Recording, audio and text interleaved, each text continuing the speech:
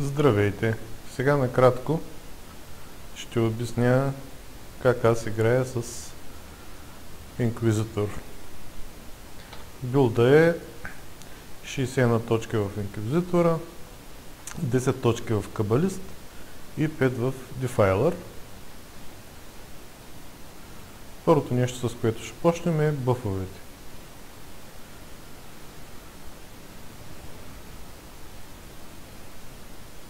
Това, което мога да спомена за бъфовете, от Дефайлъра имаме този бъф, Rage Blight.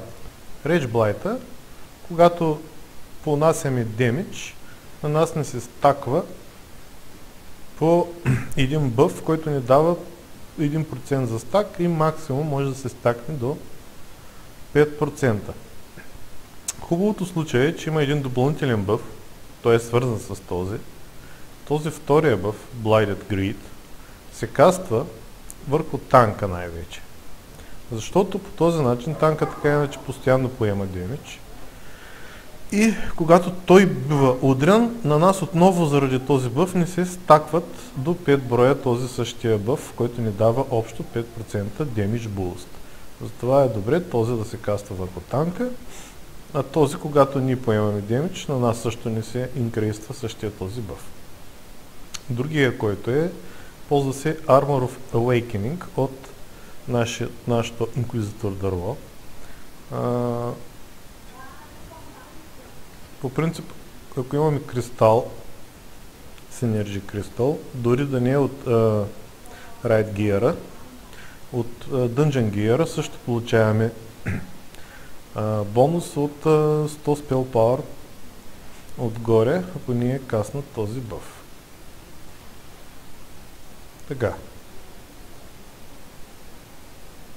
Откриването на боя, по принцип, боя аз го откривам го започвам с дебъфа за 7% повече демидж да поема моба, върху който сме пуснали този дебъф. Когато сме в група или в райд, в който има Аркан, например, Аркона на мейджа, също една от задачите му е да слага двата дебъфа за Physical и Magical Damage 7% върху моба, така че там не губите ценни секунди за демидж, който може да правите, да се играете да кастате този дебъф. Така, след което почваме с дотовете. Те са 4, като 3 кастваме отделно ние, а пък четвъртия дот си е сложен в спам макрото. Реално има и 5 дот, но при мен той е сложен като последен в спам макрото и го каствам единствено когато съм примерно с гръб към боса или моба, който би ми.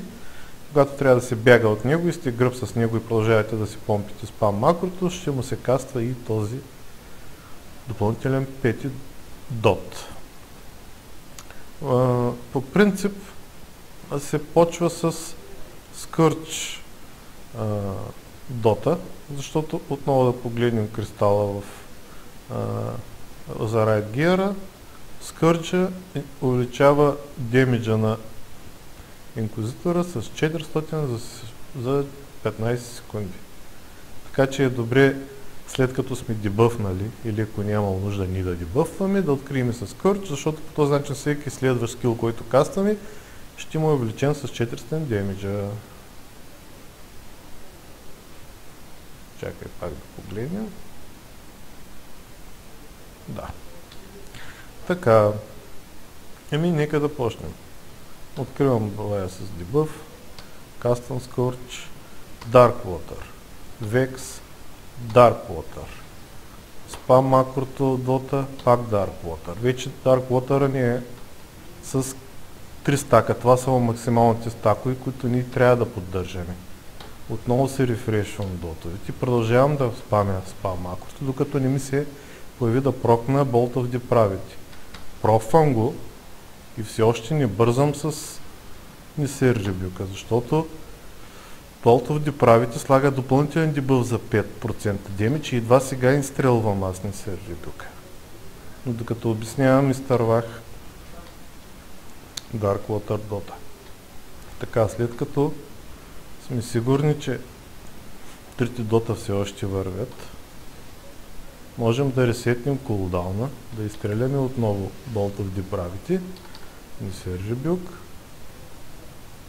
Рефреш на дотовите трите. От спам макрото дота отново ни се е появил Bolt of Depravity за Instacast. Изстрелваме го. Продължаваме да се спамим с единица спам макрото. Рефрешваме дотовите преди да изтикат. И така. В общи линии това е. Трите дота. Този от спам макрото. Важното е да не избързваме с Necessary Rebuke. Да изчакваме Bolt of Depravity да се появи. За Instacast. Ето го. Аз винаги го изстрелвам, имам макро с фанатизъм. По този начин удря с Critical Hit. Ето изстрелвам го. На моба вече имаме 5% допълнителен дебъф за повече демидж. Плюс другите 7%, така 12% повече демидж има да поема моба и затова едва тогава изстрелвам Necessary Rebuke. Знаем, че Necessary Rebuke прави 4 тика, т.е. ни прави 4 стака на този бъф, който когато стане 5, ни проква за Bolt of Depravity Instacast. Затова натискам още веднъж спам макрото и ето ни го. Bolt of Depravity е готов за изстрелване. Това е важно, нали, да ни хабим най-силния си скил предварително, Necessary Rebuke, преди да сме сложили и 5% дебъф върху моба.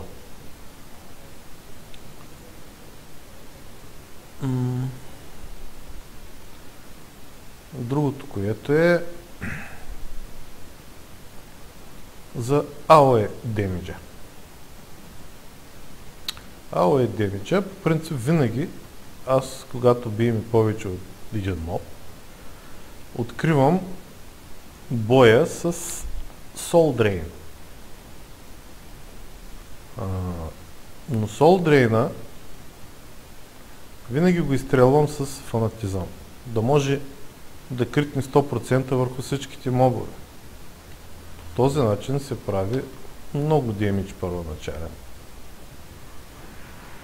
След това по избор ползвам или Circle of Oblivion, или от кабалиста Bound Fate.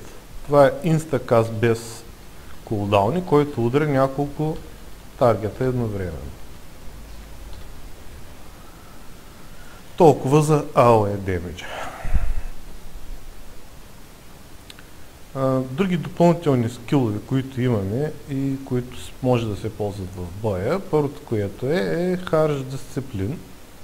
Това е за хил се ползва, хем правим някакъв, макар и минимален демидж върху моба, на нас ни връща част от кръвта. Единственото лошо, че е ченъл и не трябва да се движим докато го кастваме.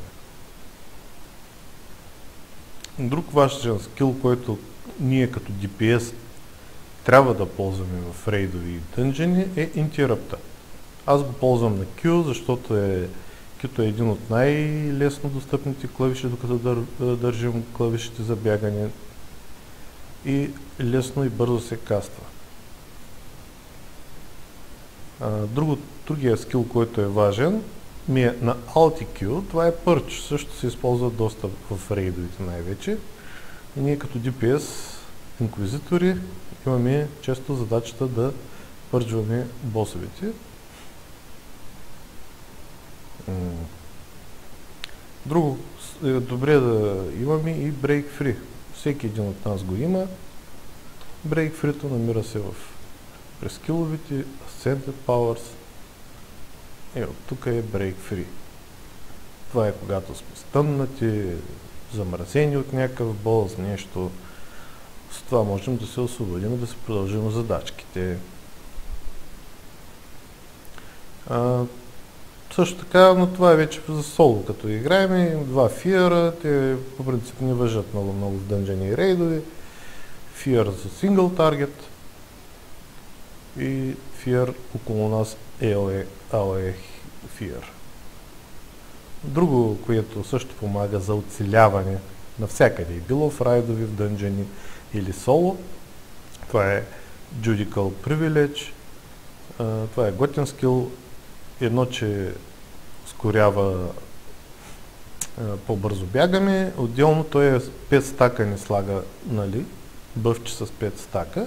При всеки удар, някой моб като наудря, един стак изчезва, но този стак нахилва с 10% от кръвта ни. Така че това също е много добър скил, който трябва да го имаме и да се го ползваме при ситуации, в които сме с малко кръв, а трябва да оцелеем.